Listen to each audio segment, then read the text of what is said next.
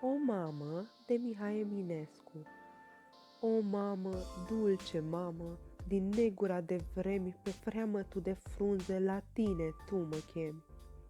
Deasupra criptei negre a Sfântului Mormânt se scutură salcâmii de toamnă și de vânt. Se bat încet din ramuri în gână glasul tău, mereu se vor tot bate, tu vei dormi mereu. Când voi muri, iubito, la crește să nu-mi plângi, din teiu sfânt și dulce o ramură să frângi.